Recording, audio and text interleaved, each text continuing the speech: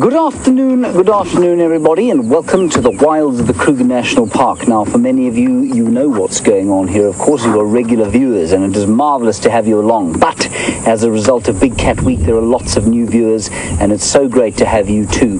Please remember, you are on a live safari here on the Sunset Drive with Safari Live. That rhymes, of course, beautifully. In the northern reaches of the western reaches of the Kruger National Park, northeastern South Africa, southern tip of the African continent. It's wonderful to have you with us. Please ask us questions as we go along. Send us your comments, hashtag Safari Live if you're tweeting like the white-browed scrub robin just behind us, or questions at WildEarthTV if you'd like to email us. My name is James Henry. On camera we've got Tebs. That's his thumb there. And on the other vehicle is Scott, and he's being filmed by the diminutive but highly competent VM Dorenbrach. And you'll be happy to know the drone commander Andrew Francis is lurking about the reserve somewhere to show you some of the incredible aerial shots that we have of this magnificent reserve. Just before we get going, just off to my left-hand side, your right-hand side, is a beautiful little herd of Nyala. And that is a female cow. Next to her, a sub-adult cow, and I think there was a young bull in there somewhere as well. My favorite antelope. There's a young bull coming through now. Now that young bull, you can see his hair color is starting to change slightly, and he will eventually turn into a charcoal gray.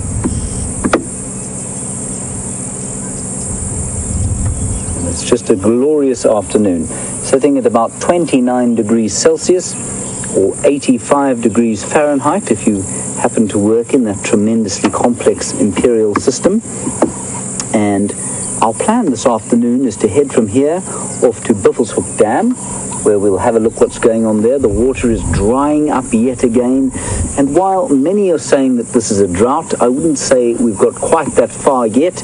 Certainly we're standing on the precipice of what I think might be quite a severe drought, and that's as a result of, apparently, the weather boffins tell me, if you can actually have a weather boffin, given the success that the predictions that they have. I'm not sure a weather boffin is in fact a real thing, but they tell us that El Nino, which is a weather phenomenon, is going to make this a very dry year indeed. So, as a result of the dry year we had yesterday and the dry year this year, I think we may well be in for a drought. At the moment, not too bad. There's still water around the place. That little bit of rain that we have had has left little pans of water in the blocks. So wherever there's a bit of clay, it's managed to hold some of the water. The dams are definitely very empty though. Right, without further ado, enough waffling from me, let's carry on. Scott has got something very exciting to show you. I'm going to head off to the dam. See you just now.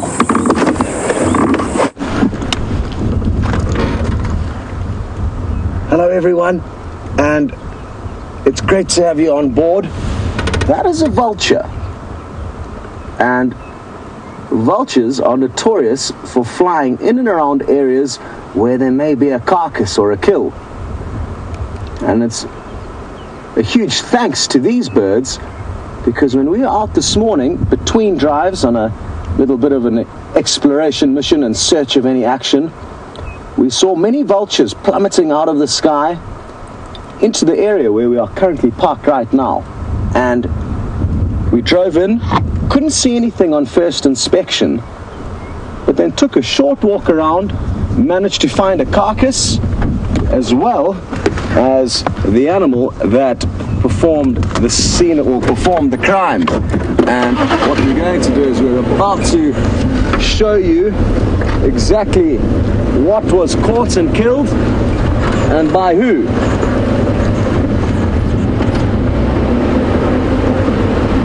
What's interesting now, and I'm going to point out more as we go along, is that it appears that most of the vultures that were in this area earlier this morning have actually moved off.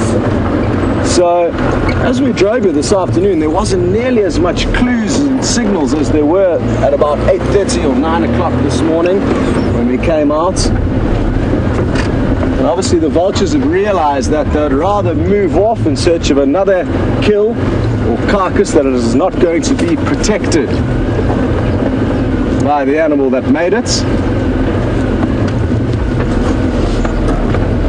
My name is Scott, for those of you who have not met me before, and I'm teamed up with VM on camera today.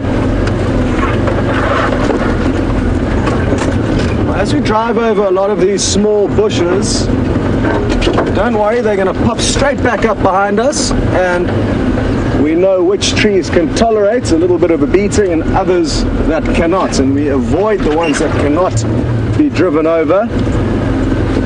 And that's evident because as you look around us, even though there's a lot of off-roading done in the Sabi Sands, there's no clear evidence that the plants are taking any damage, even during the drought that we are currently in.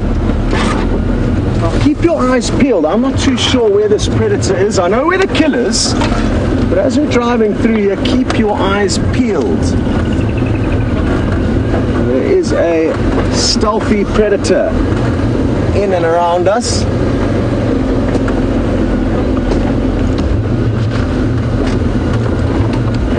This dead tree up to my right here was absolutely filled with vultures. This morning there was even a lappet-faced vulture here. And I'm hugely disappointed that they've all left because we don't get to show you vultures as much as I'd like to. But I guess it's good news for the predator.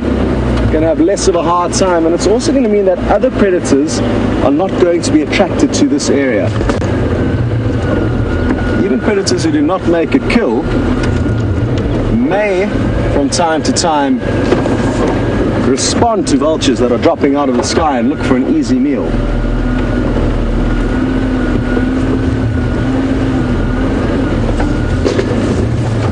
I was hoping to get into a shady spot, but I don't think that's going to work out. Now, keep scanning very carefully. Some of you may have noticed something already, but what I'm going to show you first is something straight ahead of us. And you've probably already got a glimpse of this carcass. It's the female kudu. A bit of a sad story here, and even though death is a requirement out here for some animals to eat, this female kudu was about to give birth to a tiny little foal, and the predator responsible for catching her and killing her has opened up her stomach and pulled that fetus out. And it'll be interesting to hear who you think is responsible for making this kill. So send through any guesses you would like very quickly to questions@WildEarthTV or hashtag Safari Live on Twitter, and we are going to wait until you tell us who this animal is, or what kind of animal this is. You can be as specific as the name of this animal. The leopards of this area, if it is a leopard, have got individual names. The lion coalitions and lion prides have also got certain names. So, we're in luck, and it looks like we are in for an absolute treat. I didn't expect this. And you can all thank the quarantine male leopard for getting up unexpectedly in the heat of the day and coming across to this carcass. It looks like he may feed on it. He hasn't fed on it since this morning, since we were here. So our timing is incredibly, incredibly lucky.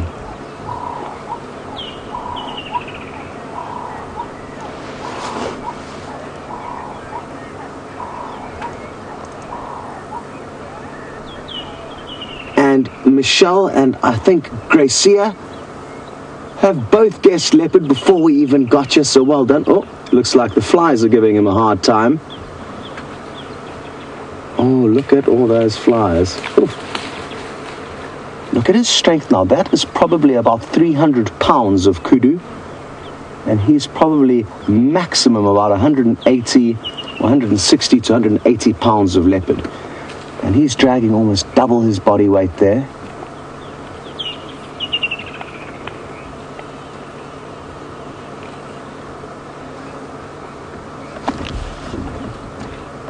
Now what's interesting is that he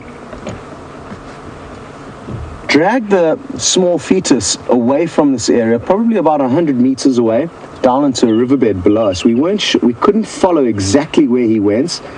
We were sadly not in the small little vehicles that we use for broadcast, and we're in a much longer limousine, which is very hard to negotiate off-road. So we decided to leave him and head down into the riverbed. but he does have another little stash there, as well as all this meat here. Now, for him to be able to hoist this kill up into a tree, I don't think is possible. It's twice his body weight, and very, very tricky for him to get that wedged into the fork of a tree at the moment. If he manages to feed on it a bit more uninterrupted, oh, there goes some stomach contents, and he's going to probably feed on it like a little piece of spaghetti, sliding it through his front teeth. No, just chomp that bit off.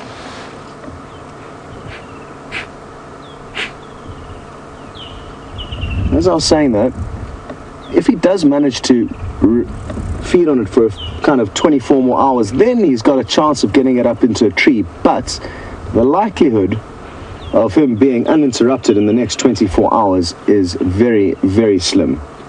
Either lion or hyena will come into this area, and he will give way to both of them.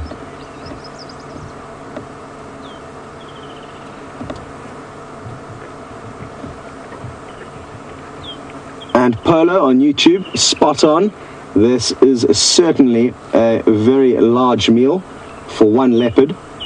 And if he was interrupted, this would be food for easily 5 full days. And he would stay here for 5 full days, even though by the end of it, there would certainly be 1 or 2 maggots jiggling about the carcass.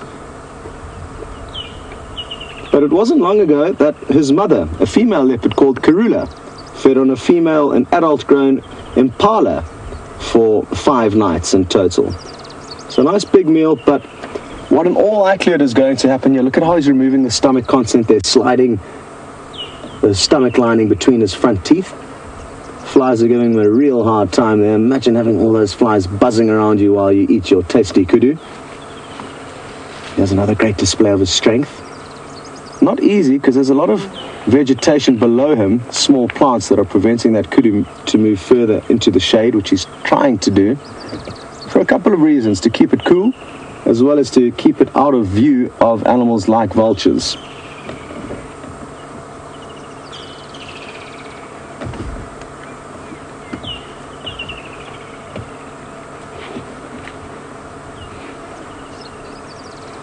Hello to Sleepy One on YouTube, and really enjoying all the new viewers who are watching on YouTube and all the different platforms that you can watch. And it's important to know that there are different platforms where you can watch these safaris. So if one is giving you a bit of hard time, it's worthwhile trying a different one, as it may be a little bit better depending on what country you're in. And oh, look at this.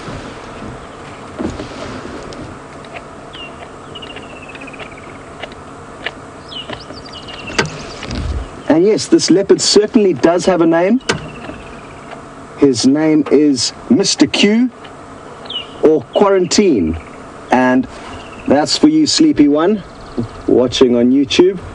Thank you very much for sending your question through. And all the leopard of the Sabi Sands are named. He's named after an area.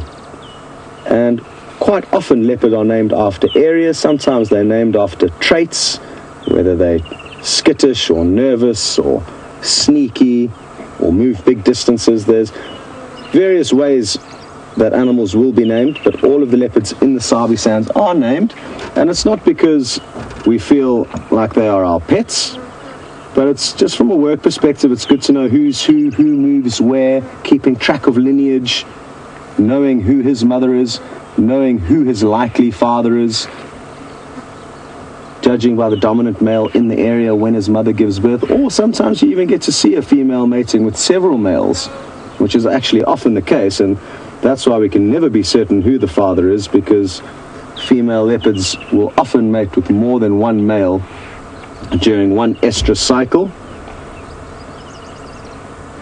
And I'm told that from one litter, where a female may produce 2 cubs, each cub may have a different father. Fascinating stuff, but apparently that is actually the case.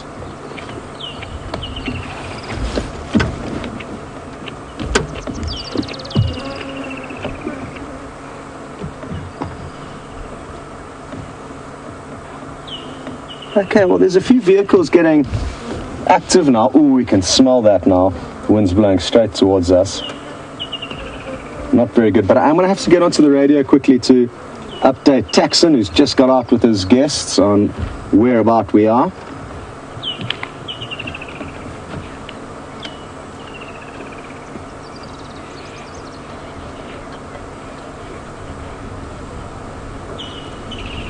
Tax, come along Leadwood until you see a quarry branch. We're about midway along Leadwood, between Drakensberg and Gowrie Main. You'll see the quarry branch, and I'm west of that, so I'll also get your audio.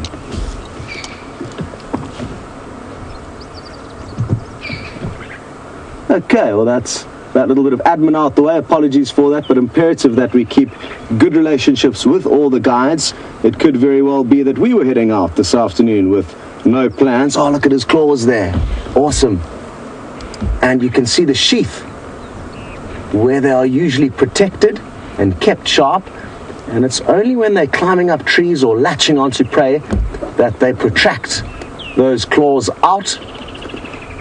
And this is an awesome, awesome visual. What we may be able to do later is try and reposition the vehicle. There was a whole big bunch of scratch marks in and around this kudu's neck, and it must have been an almighty wrestling match between this big male leopard. We are getting a seriously awesome show here, everyone. If this is your first live safari, I would like you to do two things. I'd like you to realize how lucky we are and how lucky you are to be getting off to such a great start, and also to let us know who you are and where you're watching. Always good to know there's new people on board, and we can chat with you. That is the beauty of these live interactive safaris.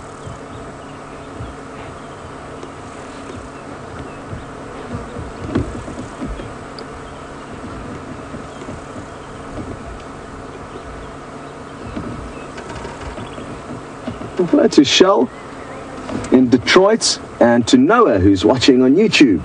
And you guys would both like to know, how old is this leopard? And like I was saying earlier, we don't only know their names and often their lineage, but also their age. And he was basically born almost this time 3 years ago. So a 3-year-old male, which makes him independent, not quite fully grown. He's as tall as he will become in all likelihood, but his body is going to fill out, his head is going to become a bit bigger. There's certainly room for a lot more growth, and he'll probably only be in his prime at about 5 years of age to 7 years of age, and could live for up to 15 years, possibly even a little bit longer than that. So he's a youngster, and we've been very, very fortunate in being able to watch him and his brother called Djuma quite closely since we arrived here this time last year. And it was him and his brother Djuma that we definitely spent more time with in our first 6 months of Safari Live than any other two leopards.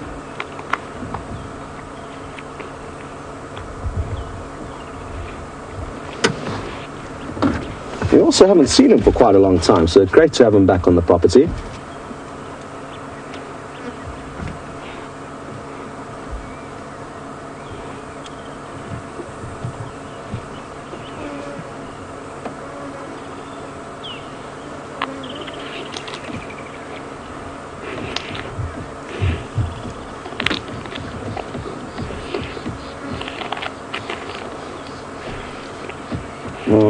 As we watch him feeding on the ground here, wondering what the outcome of this kill is going to be. Will he be able to get it up to a tree at some point? Shrub on Twitter has asked, what is the heaviest weight that a male leopard has hoisted up into a tree? And sadly, Shrub, it's so difficult to have accurate weights on all of these things because they're wild animals, and to be able to have an exact measurement or exact weight would understandably be tricky without getting in the way of the animals and interfering too much. But I've heard tales of fully grown a baby giraffe, obviously fully grown and born, being hoisted up into trees, and those will weigh possibly upwards of 100 kilograms. Young zebra foals have also been caught and put up into trees. I've never heard of a kudu being put into a tree, not at least an adult, by a big male leopard, but 200 pounds, their own body weight, is easily achievable, often slightly more. And that same goes for a female. So a 100-pound female would be able to probably hoist 200 pounds worth of animal up into a tree. There's no guarantees, and it will depend on the individual. Looks like he's finished his snack for now. And we were so fortunate that we got to see him feeding now. It was the last thing I expected him to do. It's very, very hot. And I thought closer to about 6:30 this evening we would see him take his first mouthful. But that is the joy. What a beautiful shot this is through the foliage. And that is the joy of being on a live safari. You simply do not know what is going to happen and when.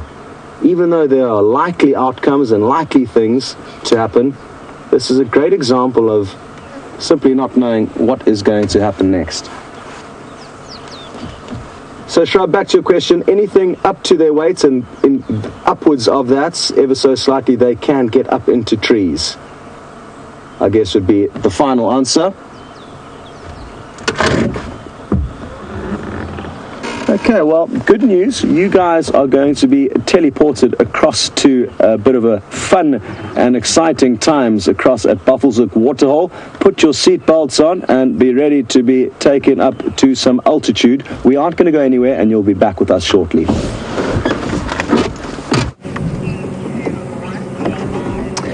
Well, I don't know about exciting, but certainly interesting times at Buffelshoek Dam. Thank you, Scott.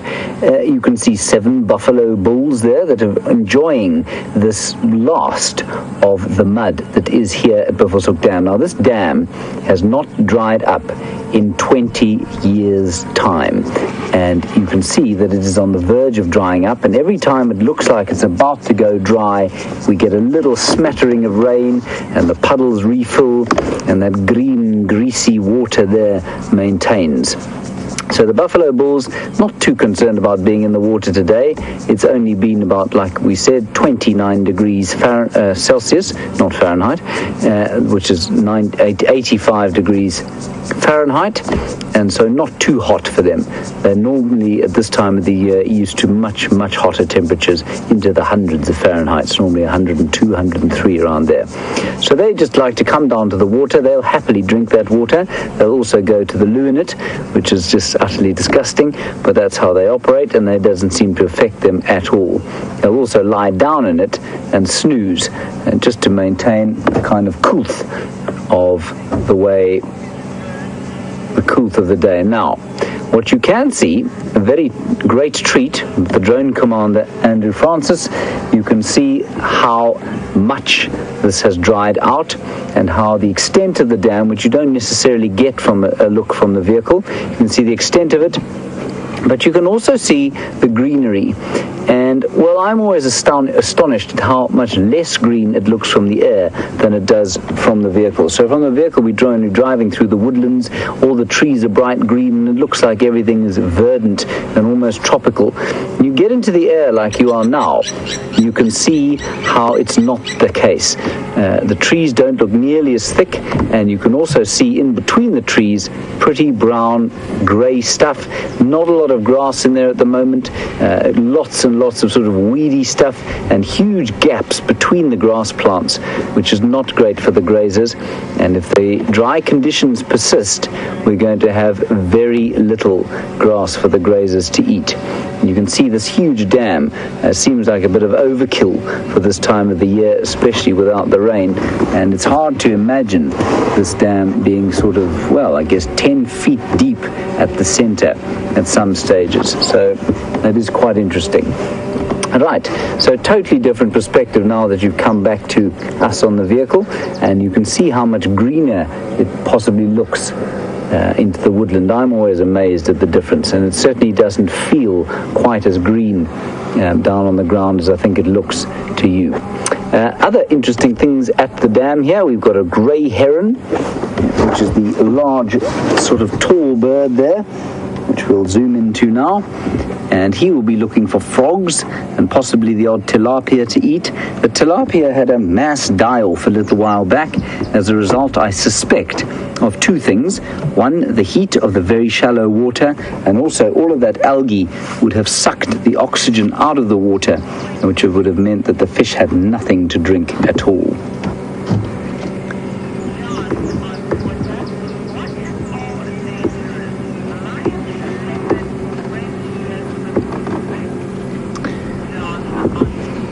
Thank you, John, for your question on Twitter. You want to know what is more dangerous, a lion, a leopard, or Brent Leo Smith's boots? There's absolutely no question as to what is the most dangerous of those. Brent Leo Smith's boots are by far the most dangerous things in the world. They, in fact, have been banned in many countries. Brent is not allowed by international law to travel with his shoes on. He has to travel in special sanitized socks. In seriousness though, John, it's actually quite an interesting question, because just the whole concept of danger out here is such a big thing, and people often are convinced that we are taking our lives in our hands by driving around with a camera here, and that we might be set upon by prides of lions around every corner, and leopards might leap on and eat tabs off the back of the vehicle, the buffalo might turn the vehicle over, the elephants might charge us, the hippo might bite us with their great big canines. It's just not like that. We're in a magnificent wilderness area. Yes, it's potentially dangerous in some ways, of course, and I've said this before, but to our new viewers, it's particularly important for you to understand. This is not an inherently dangerous place to be. It's more dangerous walking down a street in New York City, I believe, than it is going for a walk here, as long as you understand how animals are going to react to you on foot. And so that's very crucial. Tebs seems to have spotted something. Tebs, oh, brilliant. Tebs, you've got a woodland kingfisher there. Well done.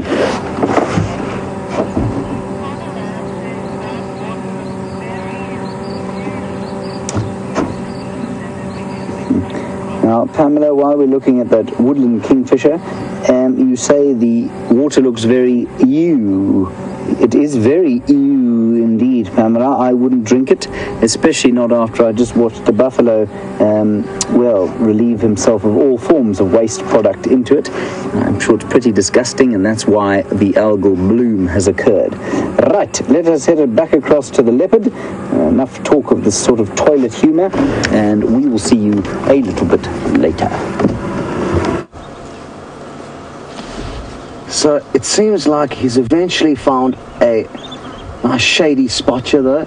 As you can see, he is panting, and it's a very hot afternoon. Thankfully, quite a cool breeze blowing, but he's very low to the ground there, and what little vegetation there is has somewhat of a blanketing effect on him.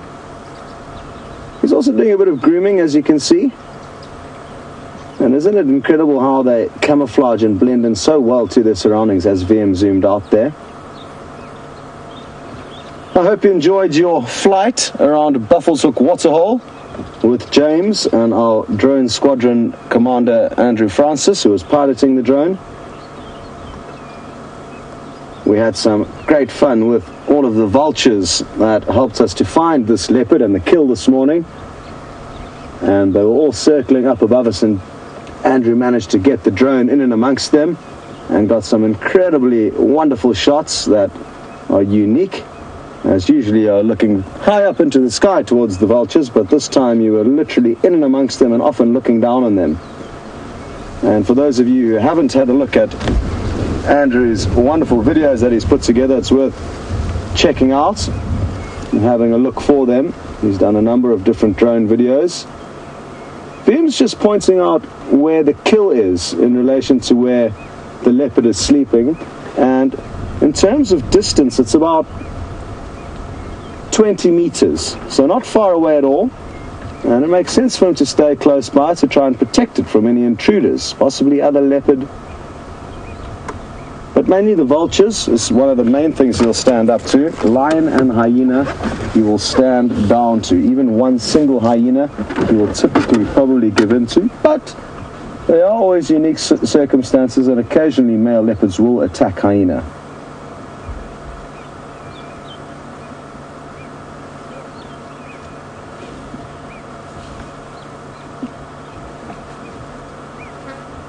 Hello Jeff Top, and you've tuned in late, so I'm not sure if we are going to punish you by being late, by not answering your question about what carcass this is.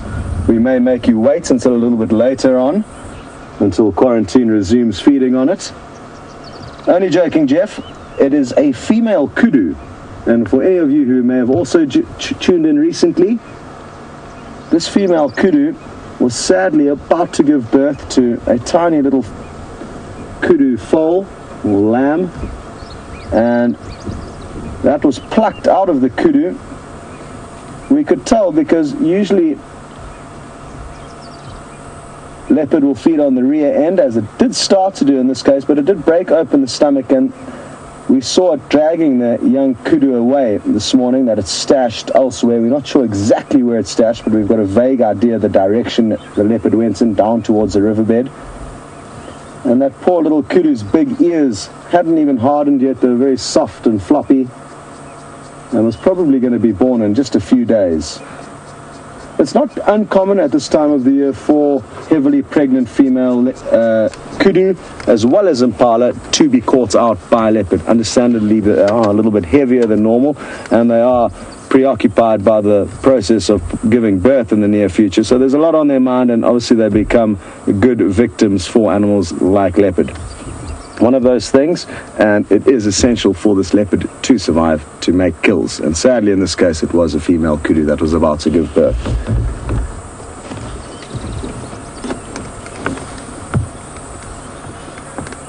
I mean, where's the leopard now? Ah, there it is. Okay. Hello, Sean and Secunda.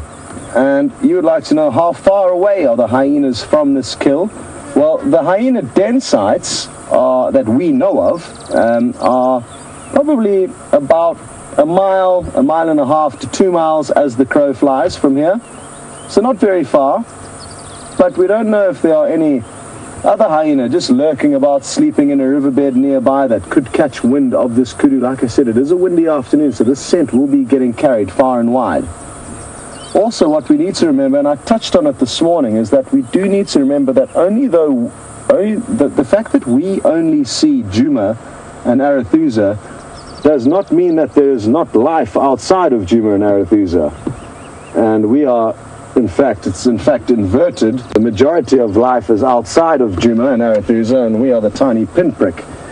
So there could be many hyena on the surrounding properties. We are very close to our southeastern border of Djuma, and what I'd like to do is actually get out a quick map and be able to show you exactly where we are, and that way you'll know what's what and I can explain a little bit better and what I mean. So if I can ask VM to just pan across onto my camera, my cell phone.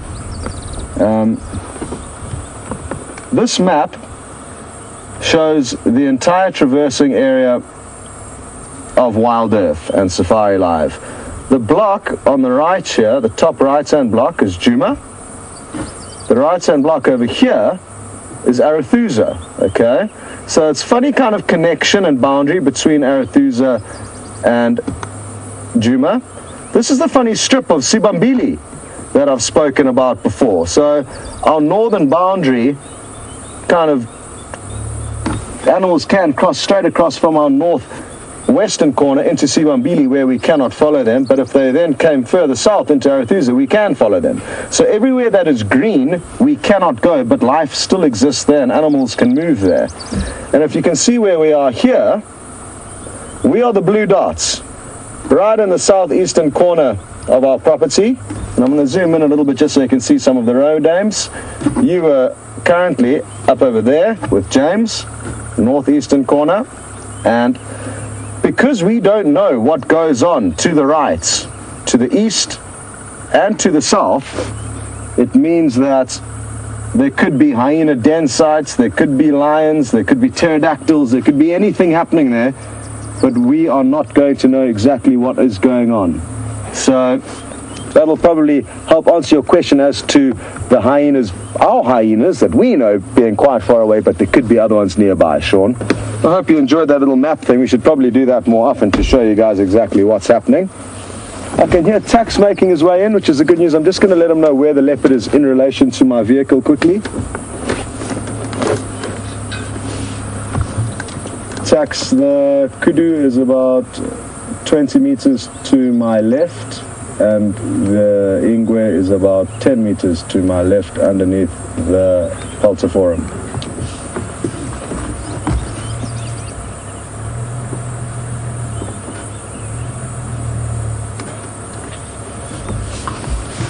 Okay, very good. So now I've given Tax an update. Like I said, he was going to be making his way here. And I'm just going to reverse an inch or two just so you got a slightly better view of his face. Oh, that's not reverse, that's forward. There we go.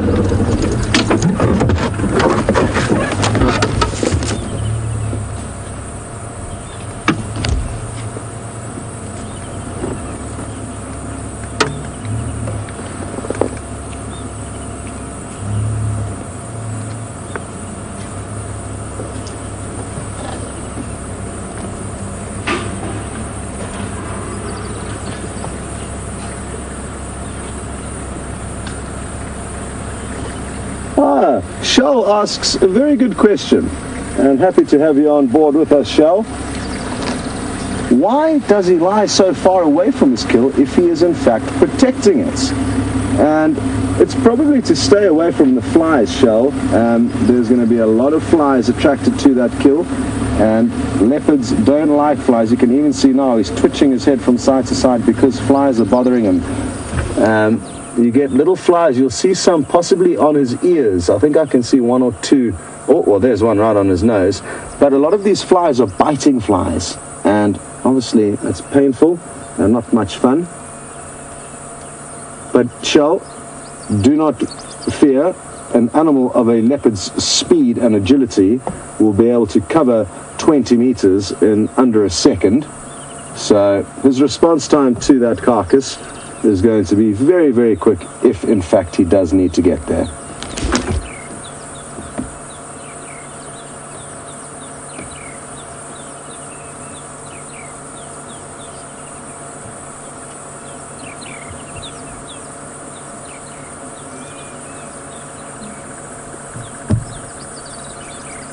Hello to Scott Burns, a wonderful name you have, watching on YouTube. And you're right, this is a remarkable sighting, and aren't we privileged to be here sharing this with one another? Scott's interested to know how long will he hang on to this kudu for. And Scott, it all depends on luck. If in an ideal world, no hyena or lion give him a hard time, or in that fact, even his father, a big male leopard, who's about 12, I think 10 years old now, called him Vula, unless they come and give him a hard time and chase him off his kill, he could very well have enough food for 5 days here, very easily. In reality, what will happen, only time will tell. He could have this kill stolen from him by a clan of hyena tonight, and then all that he'll have left is the small fetus that he has stashed away down in a riverbed nearby. But certainly easily 5 days, if uninterrupted. Which would be wonderful for us, because it would mean we will all be watching leopard for the next 5 days with no racing about and pulling out of hair whilst trying to track these elusive and hard to find animals down. What's very important to understand is the amount of luck that goes into finding these animals combined with skill is quite scary. I mean, this morning we headed out at about 9 o'clock. And we were just coming out on a drive just to see what we could see. No major goals or ambitions. And we saw about 4 or 5 vultures plummeting out of the sky. Not too many. And as they plummeted out of the sky, we raced into the area and we noticed that already many, many more vultures had already landed. Predominantly white-backed vultures, but even one lappet-faced vulture, the heavyweight boxer of all the vultures. He's the top of the vulture food chain. And they obviously established that this leopard is not going to give them half a chance to actually come down and feed on the kill, so they've all moved off elsewhere in the hope that they will be able to find a carcass that they are allowed to feed on. But as we headed here this afternoon, absolutely no sign of any vultures, and without vultures it would have been incredibly difficult to find them. And Debbie in Florida, like I've just said, the reason why those vultures would have left the carcass is because they've done the maths. They've come here, they've assessed the situation. Obviously, the tricky thing for a vulture, now imagine, the first vulture that saw this kudu would have been like, awesome, let me come down and see what's going on. So it came down. Now, vultures can see incredibly well. They can see a 5-centimeter little disc of meat from a kilometer in the sky. They can see vultures plummeting from about 3 to 5 kilometers. So that's about 2 to 3 miles that they can see other vultures plummeting. And that effect has a chain reaction. If one vulture starts heading in a certain direction and then another vulture starts heading in a certain direction, all the vultures that spread out far and wide see this kind of movement into a general area, and then all the vultures start heading in to that area. And as they get into the area, because they can fly, it's quite easy to kind of do a loop around and see what the commotion's all about. So they all would have seen this kudu here, a lot of meat, probably a little bit more difficult to see the leopard. But once they've landed, had a look around, realized that this leopard knows what's going on, realized that this leopard is not going to give up the kill, they thought, well, it's probably time to move off and try their luck elsewhere. So they can travel very quickly, very, very long distances in order to assess a kill, but it's not uncommon for them to leave, possibly return another day, maybe return tomorrow, knowing that there may be some scraps here, but to wait probably a long, long time wouldn't have made sense for the vultures. There may be one or two lurking about, but I haven't seen any, not one, other than the one we saw flying past as we started out.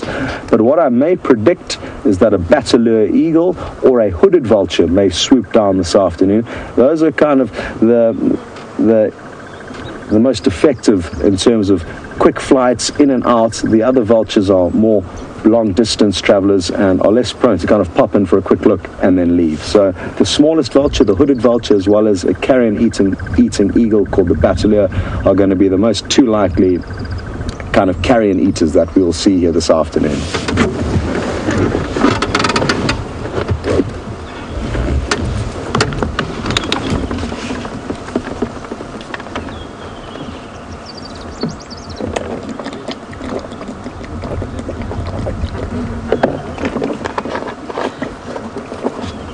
Hello to James Taylor in Virginia. And James raises a sad but important topic, and that is the topic of vultures being poisoned.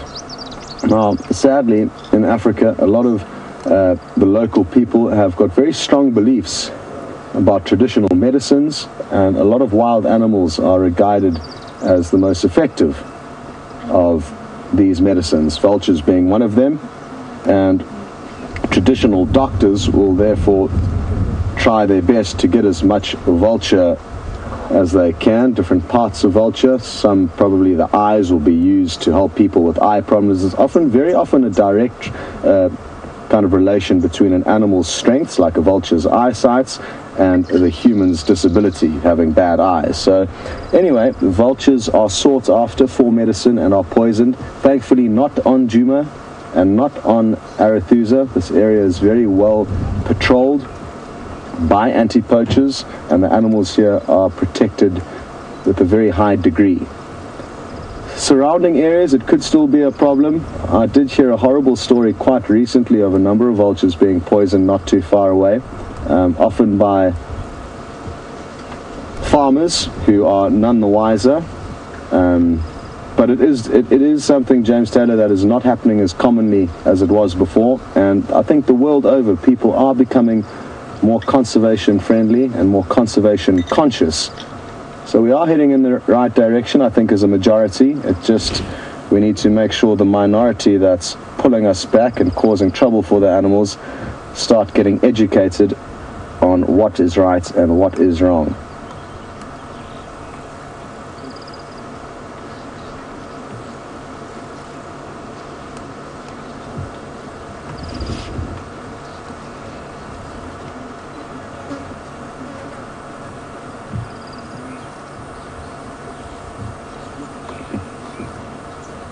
Hello to Zimbo, and apologies to hear that you are nursing a broken wrist over in London, but very happy to hear that you are on safari with us. And what a good way to mend a broken wrist whilst being on safari. Perfect. Now, you have heard that vultures cannot break into a carcass. They will need to rely on other predators to do so. And it is true to a degree. But the lappet-faced vulture that we spoke about a little bit earlier is the individual who will be capable of breaking into carcasses and opening them up for other animals. Another thing to remember, Zimbo, it obviously depends what kind of carcass. If it is a rhino or an elephant, it's unlikely that even the lappet-faced vulture would be able to open it up. But for smaller animals and your regular kind of herbivores, like a kudu with skin that's thick but not too thick, this is the tool that will be used when no other carnivores are around. It's a massive, massive beak attached to a massive, massive bird. It's about a 12-pound bird, about 1 meter in height. And the interesting thing is, these vultures are often the ones that actually try and eat the skin, the tendons, and the ligaments that are too tough for the other vultures, and seldom actually takes the meat. So their primary role is actually opening up the carcass, and then these smaller vultures will be the ones that come in afterwards.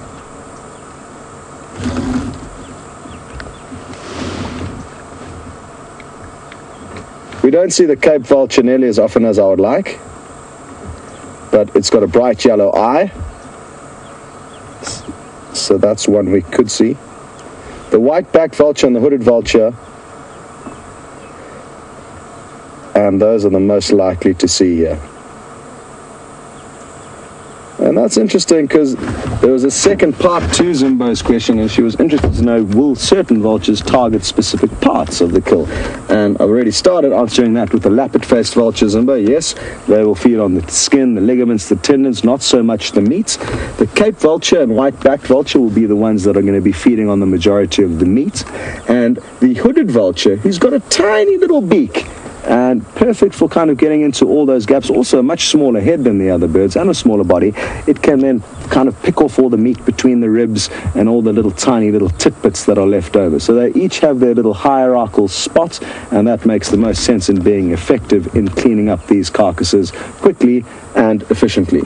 So they've all got their little roles. There's the white-headed vulture, which I forgot at the bottom here, so let's just show it to you. That would be rude if we forgot the white-headed vulture off the list. And I managed to show you the first one just yesterday or the day before that I've managed to see on Safari Live flying past. Also very big, but not quite as big as the lappet-faced vulture. And interestingly enough, they do quite a lot of hunting and will kill small animals more so than other vultures. But certainly, like the whole family, they are professionals at finishing off leftovers of other animals. Good. Thank you for that question, Zimbo. I hope your wrist heals soon.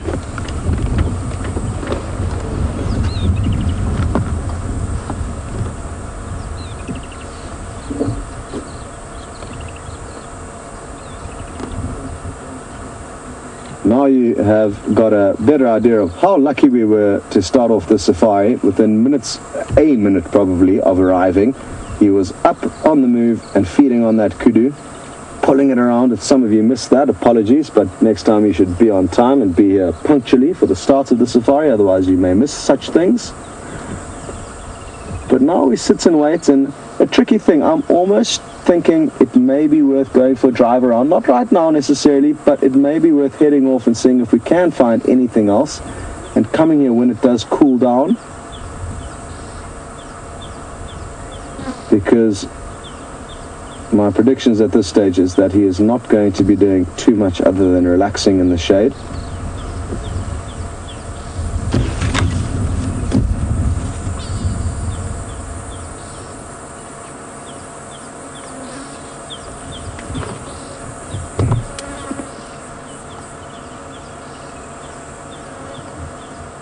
Hello to Joanne on email, and Joanne is interested to know, on average, is a male leopard bigger than an adult female hyena?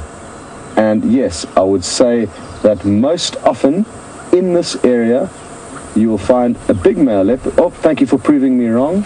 This is what animals do best. I said he's probably not going to do anything, and all of a sudden he gets up. So that's perfect. We are happy with this and love to see big cats on the move.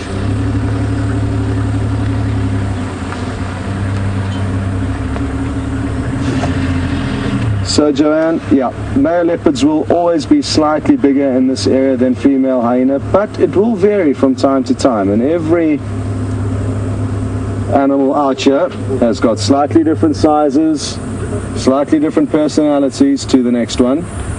But what's interesting about that is even though they are slightly bigger than the female hyena, they will still not risk an encounter with them. And why would you? You've got no medical aid out here. The risk of an injury from an animal that has the most powerful jaws in the business doesn't really make sense. And most often, wild animals will avoid fights at all costs. Probably a lesson us as humans could learn. I think we're far more violent as a species than most animals.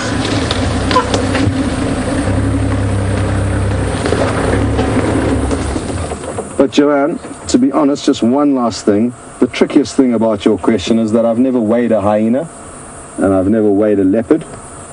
And specifically in this area, it would be no good to weigh a leopard in Kenya and a hyena in Cape Town, because animals in different areas of Africa will have different sizes. So it's very tricky to know the exact weights of the animals in this area.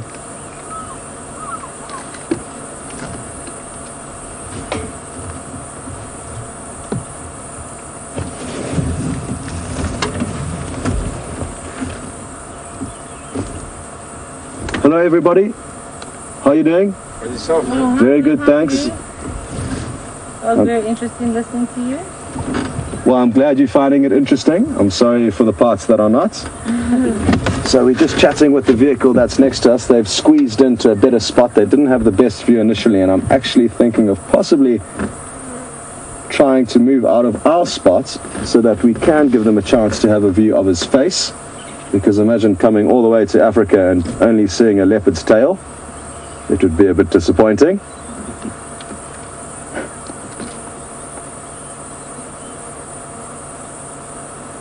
Okay, well that's perfect. We're going to send you across to James for an update. I'm going to reposition and let Tax get his guests a better view, and we'll catch up a little bit later. Right, so we've come to another waterhole now. Well, we're on our way to another waterhole. And while we go there, what we're going to do is give you another aerial view.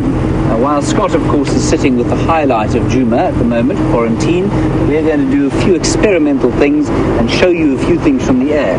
Now, this is particularly important for our newer viewers who perhaps don't have an idea of the lay of the land, quite like some of the more regular ones. And so I hope you enjoy these aerial shots. We're driving towards a dam called Treehouse Dam at the moment, and what you're going to notice is, well, first of all, you'll see us driving along. We'll give you a bit of a wave there, and then you're also going to see a number of game paths, or very obvious paths worn by animals as they move towards Treehouse Dam, and what used to be a very important part of the water balance of this area.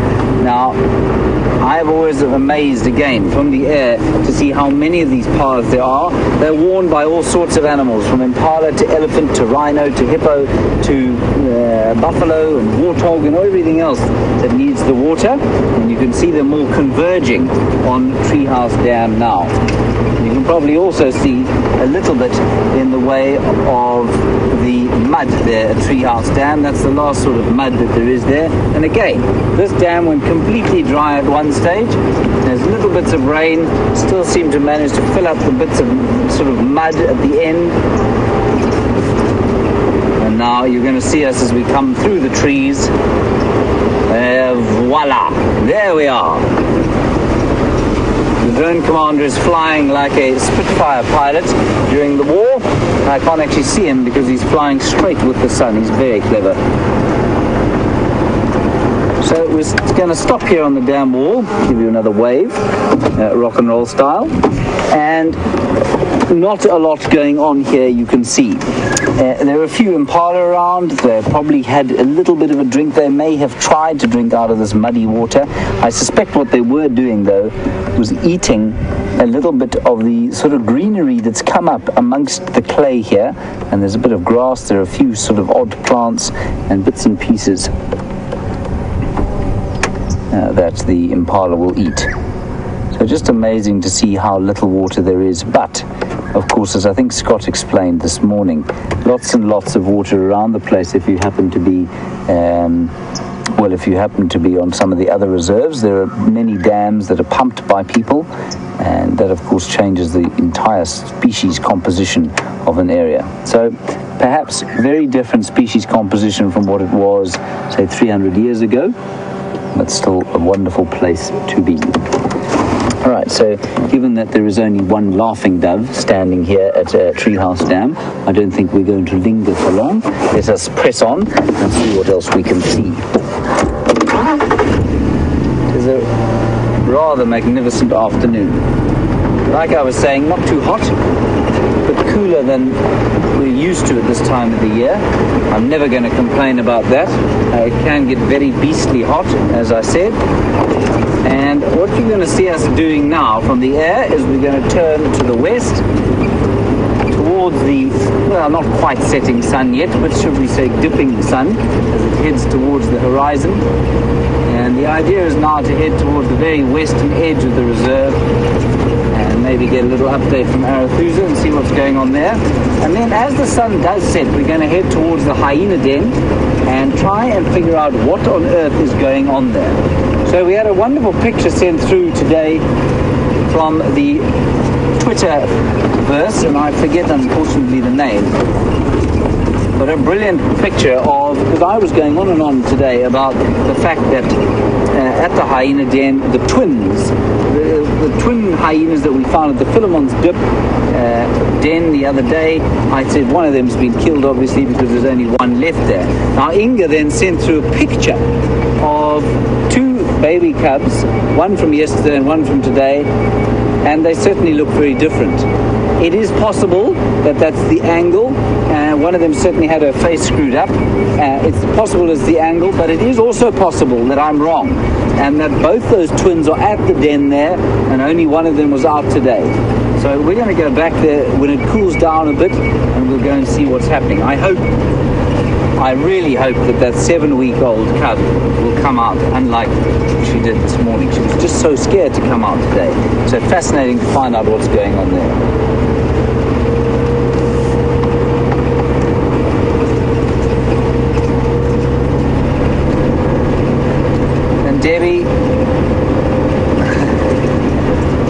Debbie, we didn't hang around at the den later today, and just remember, a hyena is closely related to a cat and therefore is a cub, not a pup.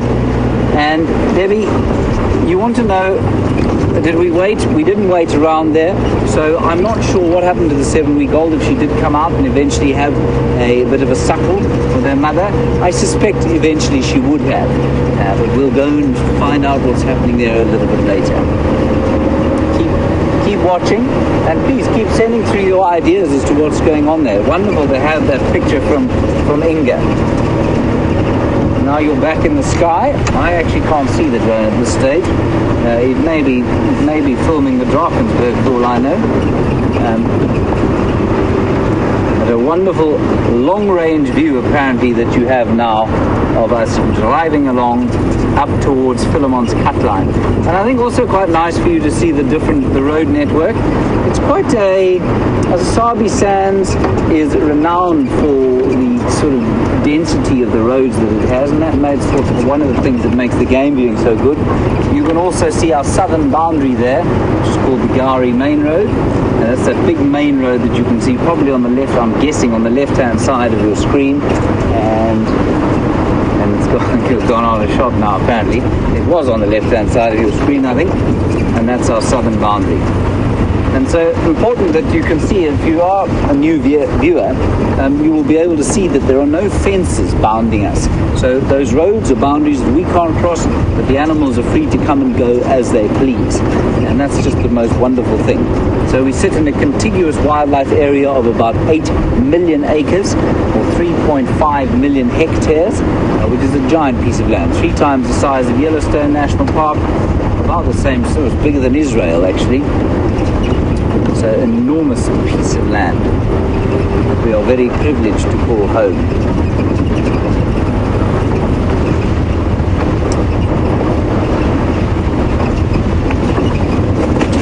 There you see us driving underneath the drone.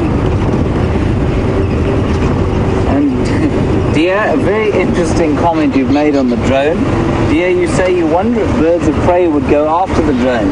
Now, the drone commander is not known for his reticence or his sort of caution.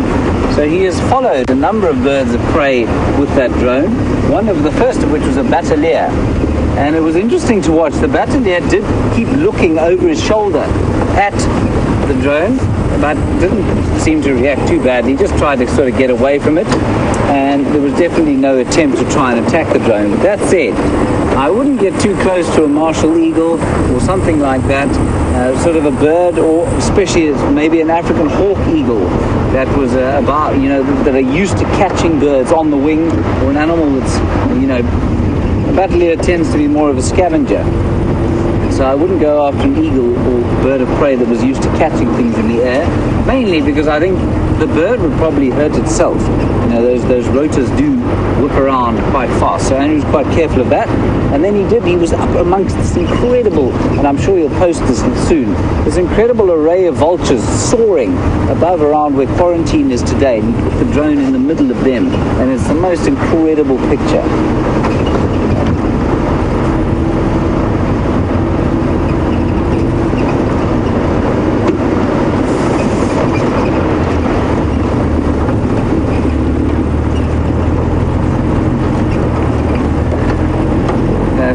Thank you, James Chapman. I'm glad you're back on YouTube. It's going well, thank you, and I hope it's going well with you. Let's head back to quarantine with Scott, and we'll keep driving along here, see what other interesting bits and pieces we can find. See you later.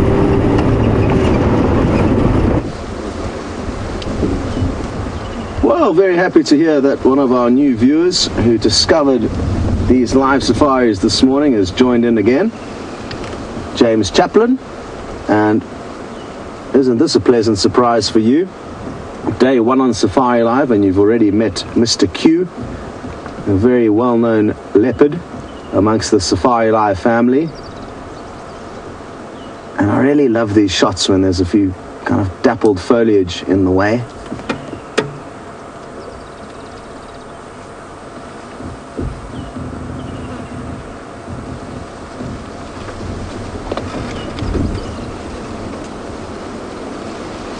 Well, Andreen, I cannot fault your thought process. Andreen says she doesn't like the sound of Mr. Q. She prefers the sound of Master Q.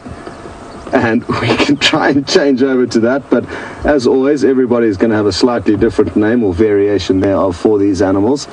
It's throughout the industry. Everybody likes to tweak the names. But I like your thoughts there, Andreen. And you're right. He certainly has filled out since we last saw him. I can't remember when last I did actually see him.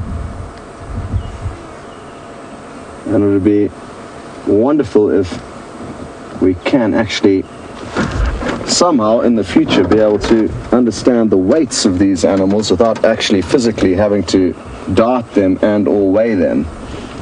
Because it would be great to monitor their weights as they grow up. Now, I would like to show you some pictures from this morning, and it may be a little bit hard for some of you to see. It is pictures of him dragging away the fetus of the kudu, but I'm sure a lot of you may find this interesting. So, if you're not interested in watching, turn your heads temporarily. It's nothing too graphic, but there is a little baby kudu with its floppy ears being dragged off by Master Q, sorry, Andreen. And, oh, those aren't going to be too good for you. Sorry about that. But, yeah, that was this morning. And just thought we'd give you a quick glimpse of what was happening earlier on. Very good.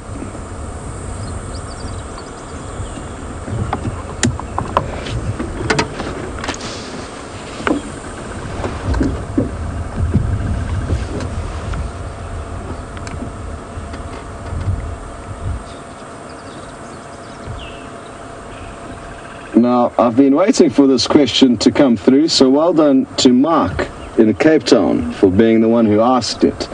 And it is, do I think he intentionally dragged the kudu fetus further away, knowing that if any other predators come into this area, they too could find it and then steal it, and by moving it away from the crime scene, it means he's got a better chance of running off if lions or hyena come, and then being left alone in peace while he finishes that off. And Mark, you're spot on. That's exactly what he was doing, and it's showing great skill for a relatively young and inexperienced leopard. He's only really been fully independent, let's say, for the last year. Now, I must be careful with these stats because he was fending for himself when I arrived a year ago, but he was still within his mother's territory. So he was kind of living at home, but he had a waitering job that was keeping him going, but still getting looked after a lot by his mother and still stealing a lot of her kills. So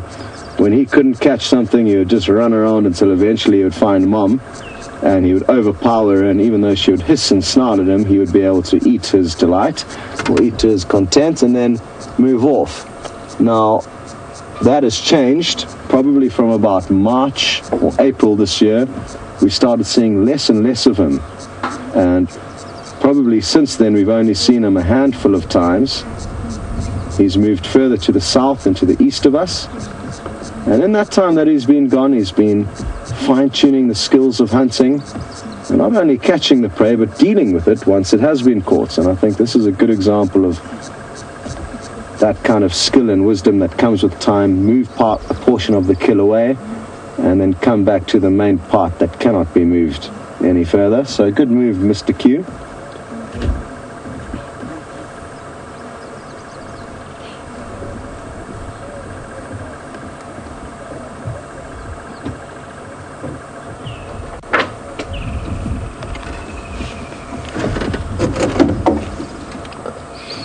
Now, a few questions coming through on the topic of the kudu fetus. Penny Pine and Ellen Fowler are interested to know whether I think the kudu was giving birth when Mr. Q latched onto her, or was she going to give birth in a few days' time? And I'm under the impression that she was still probably going to give birth only in a few days' time. And the reason why I think that is because it's difficult. I don't know. I've just got that gut feeling that that is what happened. But maybe I'm wrong. It's so hard to tell. I mean, the only portions of the carcass that had been fed on when we arrived here was basically what you saw earlier on, the one rib cage being opened up and a tiny bit of the rump around the tail being chewed on. Other than that, so with just that information, it's very difficult to work out whether it was in the process of giving birth, or it certainly hadn't given birth yet. That baby kudu had not been born. Maybe some of its legs were poking out of the rear end of the female, but I do not think it had been actually born just yet. And that's just my gut feel. We are going to have to ask Mother Nature for any further details, sadly, Ellen and Penny Pine. Sorry, I cannot be of more assistance there.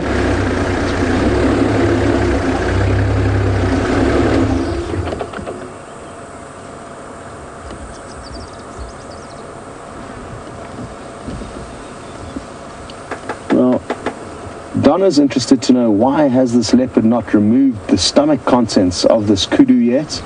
And will it? Because Donna knows that lions will do that. And it certainly will, Donna. It's just that it's got time. Well, it doesn't have time on its side, but it doesn't have competition of other pride members and help of other pride members to chew through all that kudu. So it's fed on as much as it can, and when it gets to the point where it needs to remove those stomach contents to access more meat, oh, big yawn. You may do another one, so be ready with your screenshots. They tend to let them off in kind of bursts of 2 and 3. He may well... I've just lost my train of thought completely here.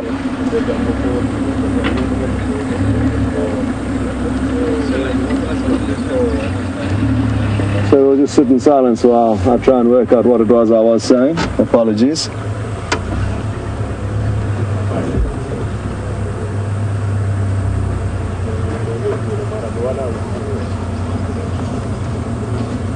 Well, it seems like Robert and myself have got similar tastes when it comes to looking at these beasts, and enjoys having the kind of blurry foreground with the piercing eyes poking through. Interestingly enough, VM mentioned, who's on camera with me this afternoon, that this is a very contrasty leopard, meaning that the markings are very bold, and there is a very large contrast to him compared to others, and I couldn't agree more with VM. So that probably adds to the effect of the sighting.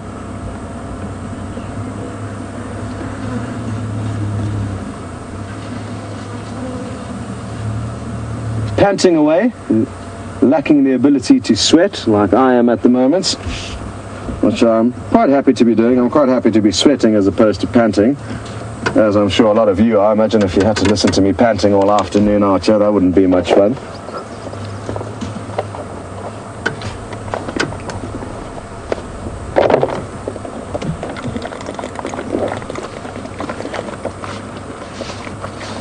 But some of you may have just heard me take a sip of my water with a massive ice block in the middle of the bottle.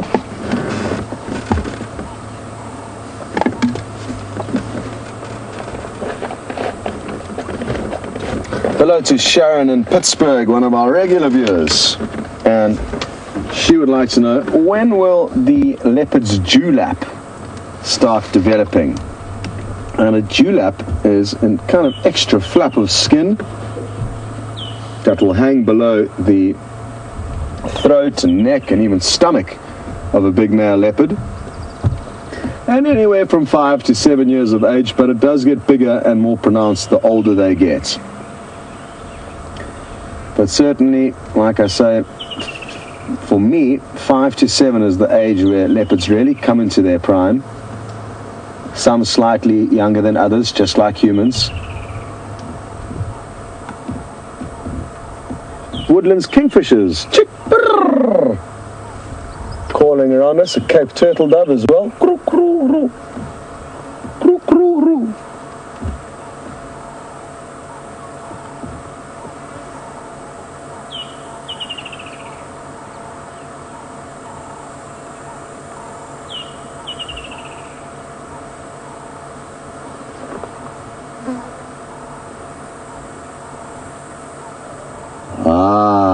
Very, very good question through from Kevin on YouTube. And that is one thing that I hope may happen. Let me just relay Kevin's question first, though. Kevin's interested to know that if hyena or lion come into this area, what will this male leopard do? Will he run off knowing that they'll probably consume everything, or will he lurk around and try and poach a few tidbits? And leopards are very cunning animals, Kevin, and they are highly, highly likely to try and stick around and sneak the odd little bit from a carcass. And what often does happen is that hyenas will come and get so caught up in fighting with one another that they'll leave one of the kudu's legs at one side of the crime scene, and the leopard will run in, poach it, and run away up a tree. So there certainly are ways of animals like leopard being able to get portions of their kill back. What could also happen is that a hyena could come in, and I've actually had an incredible sighting with this same leopard. He had caught a large nyala at Buffelshoek Waterhole, where you were with James a little bit earlier, and he was busy feeding on it when a hyena came running into the scene. He got up, left the hyena to feed on it, and he was lying probably 3 or 4 meters away from the hyena, close, lying down patiently, not a worry in the world. The hyena was eating, the leopard didn't put up a fight, the hyena's happy, the leopard was happy, there was enough meat for everyone. Another hyena then came in. Those 2 hyenas started squabbling over the remains of the nyala, and the hyena that was first there started pulling the nyala backwards towards Quarantine Male, who eventually kind of had to get up and be like, I don't want to get involved in your trouble here. Eventually the 2 hyena left, Quarantine came back and continued feeding. So these strange things do happen here. I have seen footage of a hyena feeding on one end of a carcass and a male leopard feeding on another. so simultaneously. So bizarre things do happen, but leopards will stick around. They definitely will. Those of you will remember the 2 Nat.Geo shows we did live to TV in October when Peter Pretorius was lucky enough to be on site with Shadow and an impala that was literally still kicking. Shadow, a female leopard, was busy suffocating her. 2 hyena came in, started feeding on it. Other hyena came. They got a bit confused with one another. The hyena went off. Shadow came in, got some more meat, ran off. The hyena got the majority of the meat, but she definitely did get some back. Another interesting story, one more, and that involves this leopard's brother called Djuma. And there was a coalition of 2 big male lions here on Djuma who killed a Cape buffalo, very large prey, about 1.5 tons of 1,500 pounds of meat, rather, not a 1.5 ton buffalo, that would be scary. 1,500 pounds of meat. Anyway, the 2 male lions had caught the buffalo. Djuma, this leopard's brother, was nearby. We had seen him nearby that night, and when I found the buffalo with the lion in the morning, I asked myself, did that leopard hear the buffalo being killed, and is he lurking nearby? It's not uncommon for these young males, or any leopard really, to even sneak into a pride of lion's kill to steal some meat. I've seen it happen before, and the same thing happened with his brother. He lurked around this buffalo carcass. We didn't get any confirmed footage of him stealing anything while they fed on it for about 2 days. But once they finished that Cape buffalo, Djuma was straight in there literally seconds after they disappeared, and he was chewing on the hoof of a buffalo up in a tree above us. So they will certainly sneak about, and they know they are masters of disguise and disappearing, and they back themselves. So clever animals, the leopards, and they will take chances from time to time, especially with sniping a piece of meat.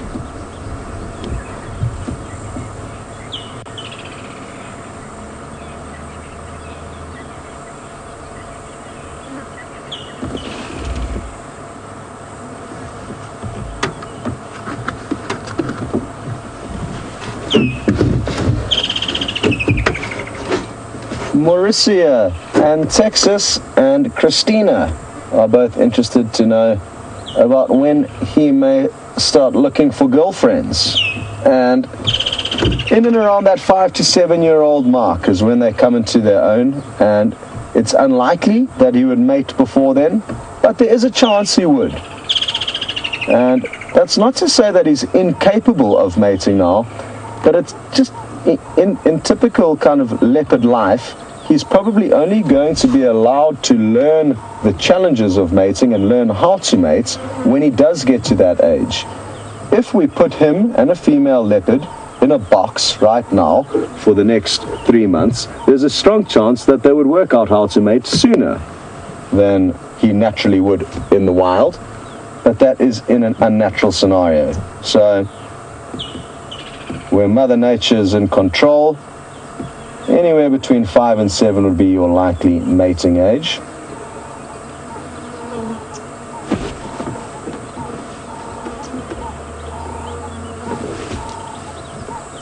Okay, well, we've got some good news. James has been out searching tirelessly for some other animals and has finally found a beautiful big specimen for you. Hello everybody, we're just watching a big magnificent elephant bull here. We are looking at him from the sky as well, and I'm not going to look at you, I'm going to just watch this elephant carefully. He is watching us quite carefully, and he has been watching us as we drove in here. You can unquestionably hear the drone above him. Whether he associates that with us or not, I'm not sure. And here he comes a little bit closer. So we're just going to sit here very carefully and quietly and just try and assess his behavior. Remember, the crucial part of everything we do here is maintaining the trust of the animals here. And we do try different things, like with the drone, and once, it took a while for them to get used to the vehicles, and now we're trying to get them used to things like that drone. So we very cautiously, very quietly just try and sort of introduce new things to the animals. And with a big bull like this, well, you don't want to irritate him too much. This is 6 tons of gentle giant, but very quickly becomes 6 tons of very angry fury if you irritate him on the wrong day. So we're now sitting about 30 meters from him, 20 meters from him.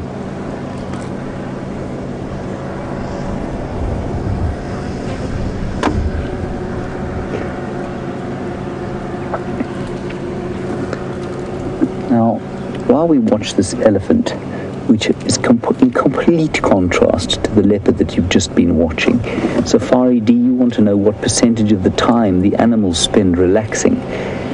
You couldn't get 2 more different examples. Leopards and lions will sleep for almost 80%, 80 to 90% of the time.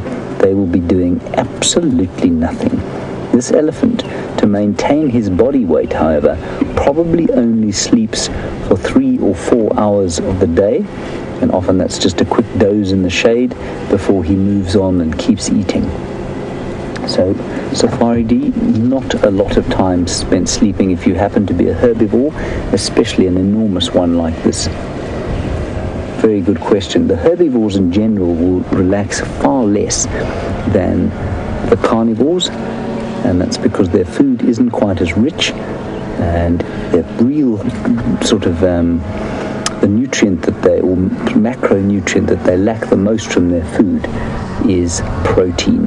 Protein is difficult to get just from the plants that we have out here, and obviously that's not a problem for the cats. The cats, on the other hand, only eat protein, very lean meat, very little fat, and that means to make energy, to make the kind of sugars and glucose needed to make the body go function, it's expensive. To digest protein and create energy from it is expensive. You can do it with fat a lot more easily, but there's very little fat on any of the savanna animals that we have out here.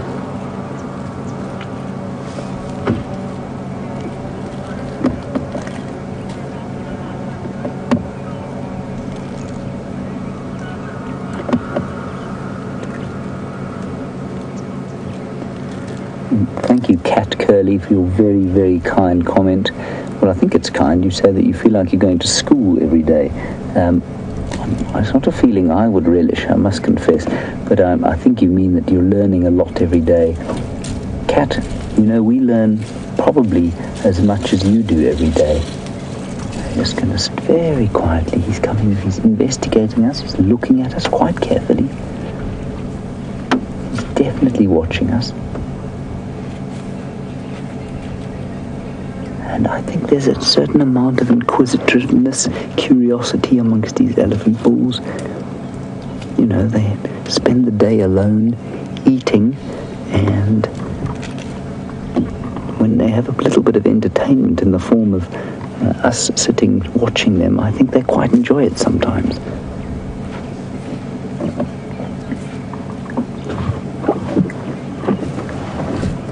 There we go. You lovely?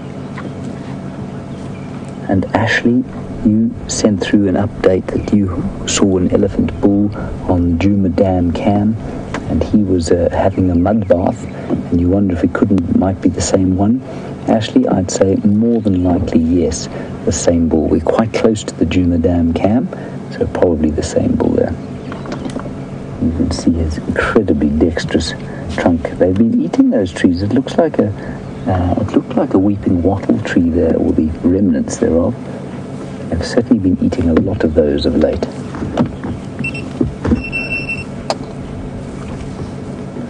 Isn't he lovely? I'm just going to let him walk out onto the clearing so that we can go around him without him coming back into this thick bush. I think it's going to be well worth spending a bit of time with this old bull. What have we got there?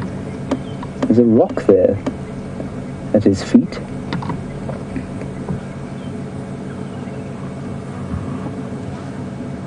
Watch this, watch this. Now, I tell you why I find this so fascinating is that I've so often driven, or I used to drive along roads in these reserves, and you find a big rock in the middle of the road, and you think, how on earth did that get there? And I remember then watching an elephant bull like this one day, picking the rock up gently and placing it in the middle of the road. You can see there that he took a little bit of entertainment from that rock. I don't know what kind of block that is. It looks like it's possibly not naturally made. It wasn't made by the environment out here. I'm not sure what it is. We'll go and have a look once he's moved off.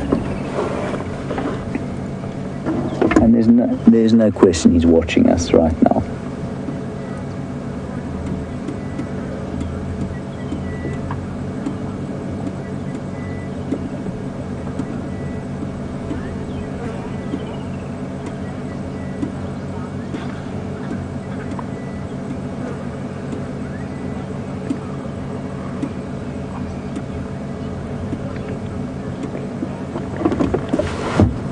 So Janet, very nice comment from you. You're in Baltimore, and really nice to hear you from you all the way from there. I guess it's pretty chilly there at the moment.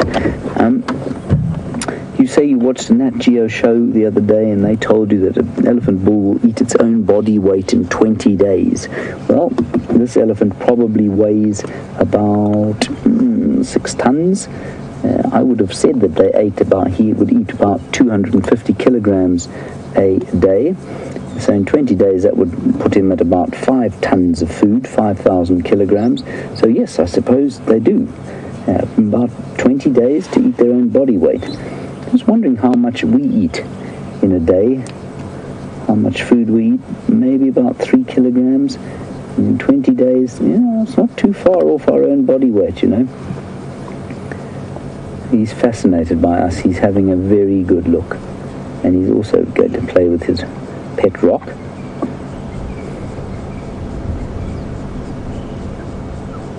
And just look how that trunk has that incredible array of what concertina muscles, so you can stretch it out and then retract it just like a sort of concertina.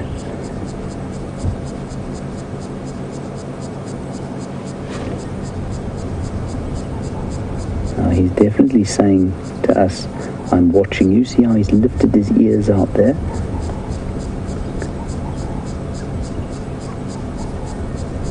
Sometimes these bulls can get a little bit, well, I don't like to use the word aggressive. They can get a little bit irritated, and then they can kind of take a chance and maybe come and sort of investigate and be a bit bullysome. Well, I don't think he's going to do that. But there's no reason for him to be where he is now other than to watch us.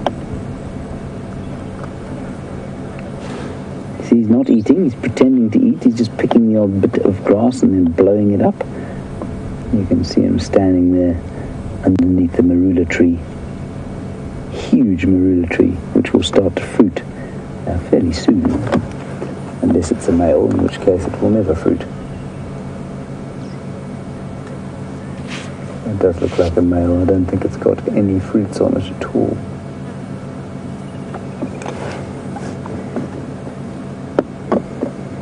Isn't he great? See him pretending to feed. It's called a displacement behavior. So he's feeling a little bit awkward, obviously, just enjoying himself, but wanting to make out that he's not affected. He's not watching us.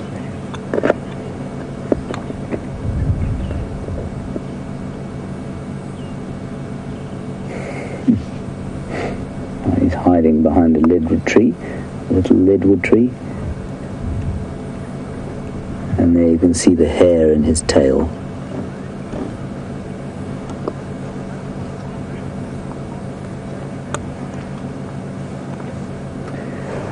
While we're looking at this elephant, as he stands in the sun, Randall, you want to know, you're talking to us from YouTube, in the YouTube stream, you want to know if South Africa has cold winters. Randall, it depends entirely on where you are in South Africa. Some parts of South Africa have pretty cold winters. The coldest area in the country is a place called Sutherland, and that will drop probably to -10 fairly regularly during the year, and going up to a maximum in the middle of the day of probably around 10 degrees Celsius. So that's all in Celsius. And then in this area, it doesn't get cold. It gets to about 4 degrees Celsius, which is pretty chilly. But in the middle of the day, normally 22 or 23 degrees Celsius in the middle of winter. So very pleasant, mild winters that we have out here. All right, there's our elephant bull. I'm going to spend a little bit more time with him, but while I do that, I'm going to send you back to the leopard and Scott. No, Quarantine is the leopard, Scott is not the leopard. Enjoy it, and we'll see you a little bit later. So other than us repositioning the vehicle, not too much has changed here.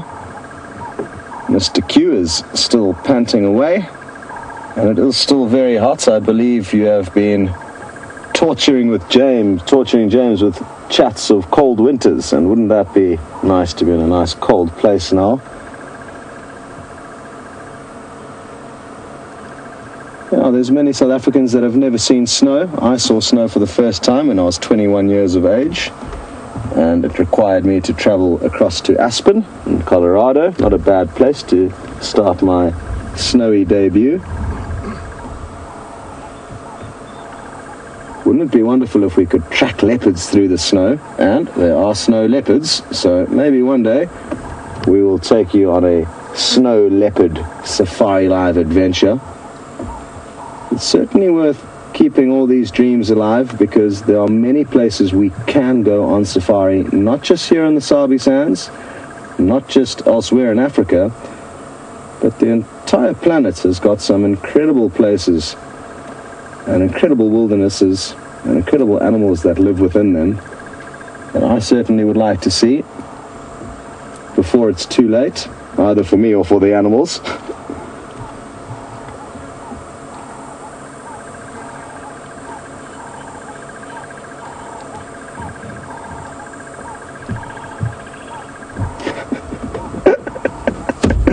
Well, I'm giggling because one of our long-standing viewers and leopard identification experts, Raisa, has just joined in onto the show. And hello, Raisa. Because of all of your hard work and commitment to Safari Live, we have no problem with updating you on what has happened, even though you have tuned in late. And don't worry about asking to do that in the future again. Basically, Raisa, what happened was we came out on drive this morning at about 10 o'clock between drives, and we found some vultures circling in this area, or actually plummeting out of the sky. Drove in off Cheetah Cut Line, and we kind of between Cheetah Cut Line and Leadwood Road, so in the southeastern corner of Djuma. And what we did was drove in, found the vultures, couldn't see any kill or predator initially, took a very short and slow walk around until eventually I saw the kudu and I saw Q lying nearby. We then came in with the vehicle and saw Q drag a fetus off down into the riverbed, and then came back here. He returned to this kill to make sure the vultures didn't steal any of it. The vultures have all left. He's had a small snack on the kudu at the start of the safari and hasn't touched anything yet. So we did get lucky early on, because I certainly wasn't expecting him to move during that hot first part of the safari. And now he's relaxing. Raisa, good to know you are with us, and apologies for whatever delayed you getting on safari.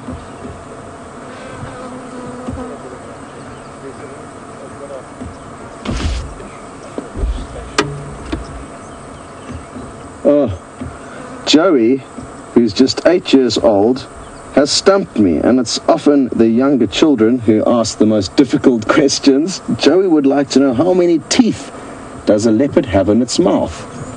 And I actually don't know, Joey, but I would guess that it's got about 5 or 6 in the front, another 5 down each side, so I'd say 15 on each jaw. I would say about 30 teeth in that mouth. But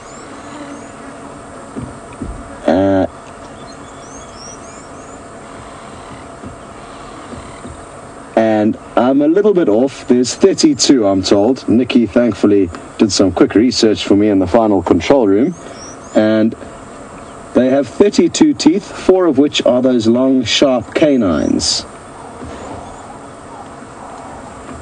So there we go, Joey.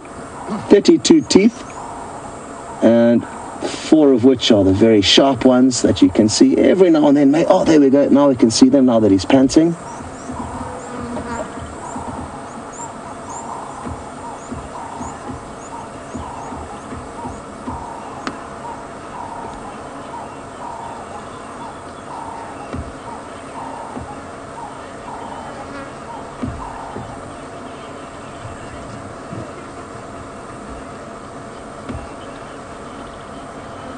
Well, very happy to hear from Barbara, and she sent through some information saying that they saw a baby giraffe hoisted up into a tree, I think in the Pilanesberg National Park. And thank you very much for sending that through, Barbara. Did you see the leopard in the tree next to it? Do you have any photos you can tweet? It would be really wonderful to know a little bit more about that. But it certainly must have taken you by surprise. It is not a very common thing to see. I've never seen a giraffe up in a tree. So I'm happy for you that you did. And I hope that you got to see the big male leopard that was responsible for doing that. Not long ago, the Anderson male leopard, one who we don't see very often, sadly, did manage to catch a baby giraffe south of us, and he too hoisted it up into a tree.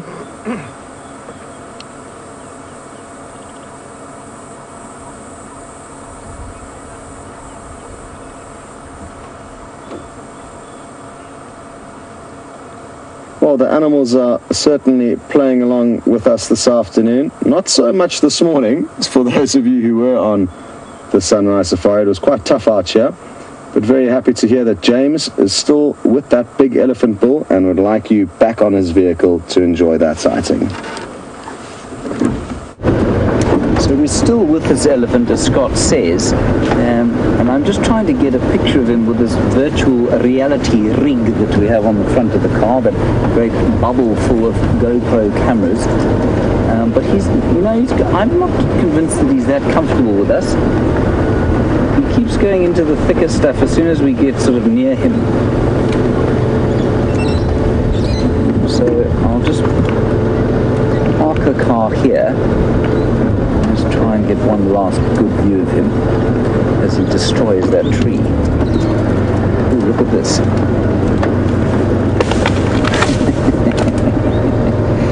He's also being very unkind with the light. I know it's very difficult for kids to film him. That is amazing. Isn't that fantastic?